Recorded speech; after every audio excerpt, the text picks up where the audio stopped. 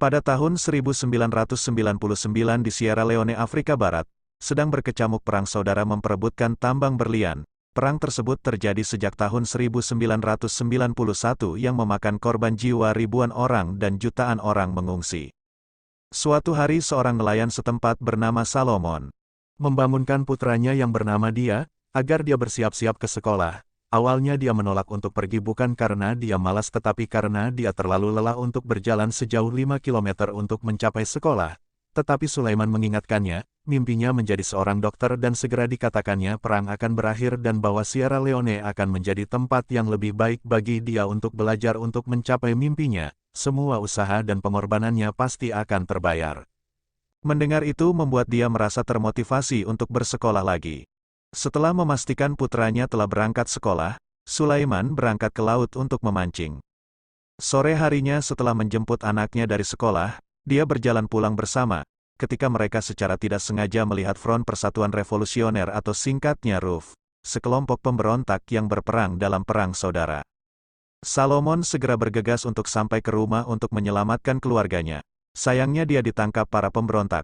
Sementara itu di desa, para pemberontak menangkap penduduk desa sebanyak-banyaknya dan memotong tangan mereka untuk mencegah mereka memberikan suara mereka dalam pemilihan, dan jika salah satu dari mereka memberontak, pemimpin pemberontak bernama Poison akan menembakkan senjatanya untuk membungkam semua warga. Ketika itu giliran Solomon, Rakun melihatnya dan memutuskan untuk melepaskan tangannya dan malah membawanya ke tambang berlian untuk bekerja di sana di tempat lain. PBB sedang mengadakan pertemuan untuk membahas perang saudara yang terjadi di Sierra Leone. Ternyata RUF lah yang berada di balik kasus tersebut. Mereka mengkhianati negara dan memulai perang untuk menyita tambang berlian yang digunakan mendanai pasukan mereka. Persenjataan mereka menggunakan berlian yang mereka tambang untuk membeli senjata ilegal.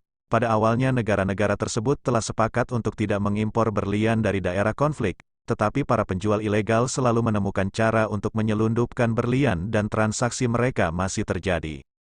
Simons, pemilik industri produsen berlian bernama Van de Koop, hadir dalam pertemuan tersebut dengan harapan dapat membantu mereka menyelesaikan konflik di Sierra Leone. Sementara itu di tambang berlian di Sierra Leone, Solomon secara tidak sengaja menemukan berlian merah muda seukuran telur puyuh yang bernilai sekitar $60 juta. Dia segera meletakkannya di antara jari kakinya agar tidak ada yang melihatnya. Dia kemudian meminta izin untuk pergi ke toilet dan mengambil kesempatan untuk mengubur berlian itu. Sayangnya Rakun melihatnya dan hendak merebut berlian itu. Tapi tiba-tiba tentara menyergap lokasi. Sulaiman dituduh sebagai bagian dari kelompok pemberontak dan dikirim ke penjara bersama dengan anggota RUF lainnya yang terjebak. Dalam penjara, Rakun terus meminta Sulaiman untuk menyerahkan berlian kepadanya. Dia bahkan akan memberikan $1.000 kepada siapa saja yang bisa membawakannya berlian itu. Salah satu narapidana bernama Denny, yang baru saja dikirim ke penjara karena penyelundupan berlian, mendengar tentang hal itu dan memutuskan untuk menemukannya. Keesokan harinya Denny ditebus oleh temannya. Dia kemudian meminta temannya untuk menyelamatkan Solomon, agar dia bisa menanyakan lokasi di mana dia menyembunyikan berlian itu. Denny mengincar berlian tersebut agar dia bisa menjualnya ke produsen berlian untuk mendapatkan banyak uang agar dia bisa meninggalkan Afrika. Denny adalah mantan tentara bayaran dari Zimbabwe yang akhirnya menjadi bagian dari sindikat penyelundup senjata yang menjual senjatanya ke UF. Dia ditukarkan dengan berlian tempo hari setelah melakukan sebuah transaksi. Dia sengaja menyembunyikan berlian di dalam safe kos, tetapi dia ditangkap dan dikirim ke penjara. Dia tidak bisa menyelesaikan pekerjaannya untuk menyelundupkan berlian itu ke Kolonel Coatsey, seorang pemimpin tentara bayaran yang menyediakan senjata untuk pemberontakan. Ketika Dani tiba di rumahnya, dia segera mengambil sepotong berlian dari gigi palsunya, dan segera pergi untuk menjualnya, agar dia bisa membeli senjata dari seorang bartender. Saat itulah dia melihat seorang wanita bernama Madi. Tanpa berpikir dua kali, dia kemudian pergi ngobrol dengan wanita itu. Tetapi setelah itu dia mengetahui bahwa Madi adalah seorang jurnalis yang bekerja untuk mengungkap sindikat di balik polisi Vanda secara terpisah membeli berlian dari Sierra Leone. Dia segera meninggalkannya. Ternyata Denny juga bekerja dengan Van de Koop untuk menjual berliannya dan dia sadar bahwa Madi akan merusak pekerjaannya jika dia terlalu dekat dengannya. Denny kemudian kembali ke tempatnya hanya untuk mencari berliannya di antara reruntuhan. Kekacauan ini ternyata Kolonel Coatsey yang melakukannya. Coatsey melakukan itu karena dia marah pada Denny, karena gagal dalam tugasnya menyelundupkan berlian tersebut. sehingga keesokan harinya Denny pergi menemui Kolonel Coetzee. Terlihat jelas bahwa kolonel itu geram dengan kegagalan Danny, dan karena itu Kardinal meminta Denny untuk mencari berlian merah muda itu yang ditemukan oleh Sulaiman sebagai ganti rugi atas hal itu. Ternyata Kolonel Coetzee mengetahui berlian itu dari informannya, dan dia bersumpah akan membunuh Danny jika gagal membawa berlian merah muda itu. Di tempat lain Solomon terlihat mencari keluarganya di pengungsian, tetapi setelah mencari beberapa saat dia masih tidak dapat menemukan mereka. Dia panik karena mereka mungkin masih berada di luar sana, jauh dari keamanan camp. Sementara Ruth sedang menyergap di desa lain dan ternyata keluarga Solomon ada di sana. Sayangnya dia ditangkap dan dibawa ke kamp pemberontak, dicuci otaknya dan dikirim untuk berperang demi pemberontak. Keesokan harinya, Denny pergi menemui Solomon yang sudah mulai bekerja di sebuah hotel, dan di ibu kota Sierra Leone dia segera membujuk Solomon untuk memberitahunya lokasi berlian. Sebagai imbalannya, dia membantu Solomon menyelamatkan keluarganya. Solomon awalnya menolak memberitahunya, tetapi setelah dia mendengar cerita Denny yang berjanji, dia bersedia membantu menemukannya. Ketika Ruth terlihat, sehingga mereka segera lari dari sana, untungnya mereka berhasil melarikan diri, tetapi mereka dibiarkan dalam kesedihan ketika para pemberontak tertawa sambil membunuh banyak orang yang mereka temukan. Setelah meninggalkan kota, Denny mengajak Solomon menemui Madi. Dia sengaja melakukan hal itu agar Madi membantu mereka menemukan keberadaan keluarga Solomon dengan imbalan informasi tentang semua sindikat yang terlibat dengan Van de Koop dan kegiatan penyelundupan berlian yang Denny ketahui. Mendengar itu Madi memutuskan untuk membantu mereka dan segera Madi menemukan informasi tentang keluarga Sulaiman. Mereka segera pergi mencari mereka terdampar di kamp pengungsi. Begitu mereka bertemu, Sulaiman menangis bahagia. Dia sangat merindukan mereka, tetapi ketika dia mengetahui bahwa anaknya ditangkap oleh Ruth, kebahagiaan berubah menjadi kesedihan. Madi memberitahu Solomon bahwa dia hanya bisa bertemu keluarganya lagi setelah perang berakhir. Keesokan harinya untuk memenuhi janjinya, Denny menceritakan semua yang dia ketahui tentang penyelundupan berlian dan keterlibatan polisi Van de Koop yang berhasil menyelundupkan banyak berlian ke Monrovia, ibu kota Liberia. Di sana dia akan menyuap staf bea cukai, agar lulus pemeriksaan berlian tersebut, dan memastikan bahwa berlian tersebut adalah miliknya di Liberia, bukan di Sierra Leone, sehingga nantinya dapat diekspor ke Antwerp, sebuah kota di Belgia. Berlian tersebut kemudian akan dikirim melalui proses penyortiran, dan selanjutnya diekspor ke India di mana berlian tersebut akan dicampur dengan semua berlian dari seluruh dunia setelah proses yang panjang. Berlian tersebut akan dibeli oleh Van de Koop agar tetap aman dan kemudian dijual dengan harga yang sangat tinggi. Amanda Koop tidak mendanai perang secara langsung, tapi mereka dilibatkan untuk menjaga perang tetap berjalan. Semua bukti disimpan oleh Denny. Setelah menceritakan semuanya kepada Madi, Denny meminta Solomon untuk berpura-pura menjadi juru kameranya, agar mereka dapat mengikuti konvoi pers ke distrik Kono, di mana Solomon mengubur berlian merah muda. Dan mereka kemudian pergi ke lokasi dengan wartawan lain yang dikawal tentara. Namun di tengah perjalanan, para pemberontak muncul dan menyergap konvoi. Untungnya Denny, Solomon dan Madi berhasil lolos dari penyergapan. Mereka kemudian melanjutkan perjalanan melewati hutan, dan tak lama kemudian mereka dihentikan oleh masyarakat lokal. Mereka adalah bagian dari suku lokal yang tidak terlibat dalam perang saudara. Mereka panik. Tetapi Madi segera mengambil kameranya dan memberitahu penduduk setempat bahwa mereka pergi ke sana untuk meliput berita tentang perjuangan tahun-tahun mendatang melawan pemberontak. Tak lama kemudian, mereka bertiga dibawa ke sebuah rumah penampungan yang banyak terdapat anak-anak yang pernah dicuci otaknya, dan disuruh berjuang untuk para pemberontak. Dan orang yang mengelola tempat penampungan itu adalah bernama Benyamin.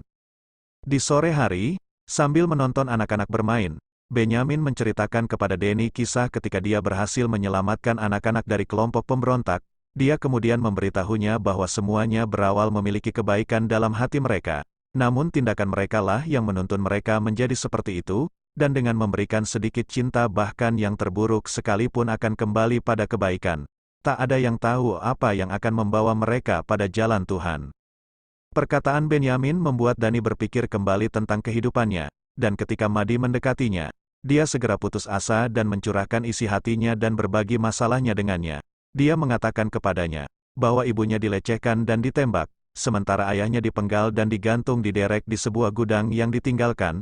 Denny hanya ingin meninggalkan Afrika untuk merasakan kedamaian sekali, tanpa semua perang dan darah. Denny memaafkan mereka, Tetapi setelah melihat semua itu dia menyadari bahwa Tuhan telah lama meninggalkannya. Madi memeluknya untuk menenangkannya. Keesokan harinya, ketika Benyamin membawa Denny dan yang lainnya ke Kono, sayangnya mereka disergap oleh para pemberontak.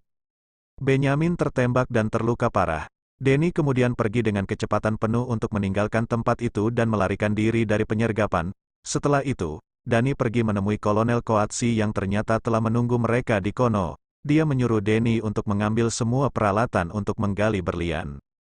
Tapi saat dia mengambil peralatan itu, dia meminta Madi untuk mengalihkan perhatian tentara bayaran itu agar dia dan Solomon bisa pergi ke lokasi berlian tanpa mereka. Setelah mengambil peralatan, dia mengucapkan selamat tinggal kepada Madi, karena dia akan segera meninggalkan Afrika untuk kembali ke London karena situasinya menjadi lebih buruk. Sebelum meninggalkan Madi, Madi mengambil kartunya dan memberikan pada Dani, berharap Madi bisa bertemu seseorang yang sangat mencintainya. Karena meskipun memiliki perasaan padanya, Denny tahu dia tidak ditakdirkan untuknya. Setelah itu, Denny dan Solomon berlari secepat yang mereka bisa. Ketika mereka memasuki sebuah desa, seorang lelaki tua memberitahu mereka bahwa UF telah mencapai desa berikutnya. Mendengar itu, Solomon memutuskan untuk berangkat ke desa untuk menyelamatkan anaknya. Tetapi Denny menghentikannya. Karena dia ingin menjaga Solomon tetap aman, dia berjanji akan membawa anaknya kembali kepadanya selama dia tetap pergi bersamanya. Mereka akhirnya sampai di tambang terdekat. Para pemberontak terlihat menjaga tempat itu, sehingga Denny memutuskan untuk menghubungi Kolonel Kotzi dan memberitahunya lokasi mereka. Mereka kemudian memutuskan untuk menunggu kolonel datang. Malam itu Solomon yang telah merindukan putranya, dengan ceroboh masuk ke dalam tambang untuk menemukannya tanpa memberitahu Denny. Saat dia menemukan putranya dia segera mengambil tangannya dan pergi dari sana tetapi putranya menolak untuk pergi. Anak yang telah dicuci otaknya itu malah menganggap ayahnya sebagai musuh, menyebabkan dia ditangkap. Keesokan harinya, Solomon sekali lagi bertemu dengan Rakun. Rakun memerintahkannya untuk menunjukkan di mana dia menyembunyikan berlian dan mengancam akan membunuhnya dan seluruh keluarganya jika dia menolak. Namun Solomon yang sudah muak saat itu, menyerang mereka secara brutal. Dan tiba-tiba Kolonel Koatsei dan pasukannya tiba dan membombardir tempat itu, memberi Denny waktu untuk menyelamatkan putra Solomon. Sesaat kemudian roof tersingkir, Kolonel Chotsi kemudian meminta Denny untuk menekan Solomon agar dia memberitahunya lokasi persis di mana berlian merah muda itu berada. Chotsi mengancam akan membunuh putranya karena Solomon menolak, terpojok dan ketakutan. Solomon akhirnya memberitahukan lokasinya namun saat dia sedang menggali, Denny memberinya isyarat untuk melakukan rencana yang telah mereka persiapkan sebelumnya. Setelah berhasil melenyapkan Kolonel Chotsi, Denny menyuruh Solomon untuk mencari berlian merah muda itu. Dalam perjalanan ke lokasi mencari berlian, Denny menyadari bahwa dia tertembak. Sesaat kemudian Solomon akhirnya menemukan berlian merah muda itu. Tetapi tiba-tiba anak ini mengarahkan senjatanya ke Denny. Solomon dengan cepat mengatakan kepadanya, bahwa semua orang mengkhawatirkannya dan menunggunya kembali ke rumah. Bersyukur setelah mendengar kata-kata itu dia sadar kembali. Setelah putranya Solomon dan yang lainnya segera pergi dari sana sambil berjalan, Denny meminta Solomon untuk memberinya berlian dan Solomon tanpa berpikir dua kali menyerahkan berlian itu. Denny memanggil temannya untuk menjemputnya di puncak bukit. Temannya menyuruhnya untuk mencapai bukit sendirian tetapi alih-alih melakukan itu, dia terus menyuruh Solomon dan anaknya untuk terus berjalan. Denny kehilangan seluruh energinya dan jatuh.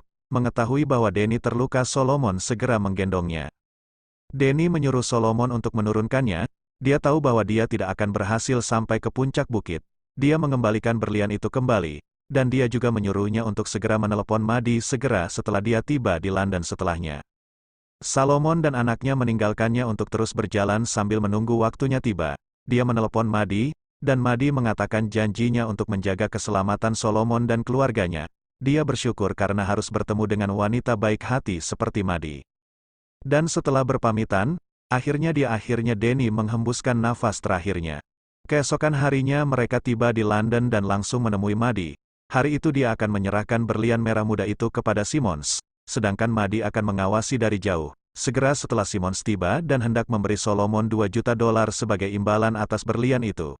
Tetapi Solomon menolak untuk menjualnya, kecuali dia bisa bersatu kembali dengan keluarganya. Keesokan harinya Simons berhasil menemukan Solomon bersama keluarganya, dan berlian merah muda itu akhirnya jatuh ke tangan Simons. Singkat cerita, Madi akhirnya menerbitkan artikel tentang penyelundupan berlian merah muda, dan orang-orang dari seluruh dunia akhirnya menyadari bahwa di balik keindahan berlian merah muda itu, adalah kematian ribuan jiwa asing yang tidak bersalah.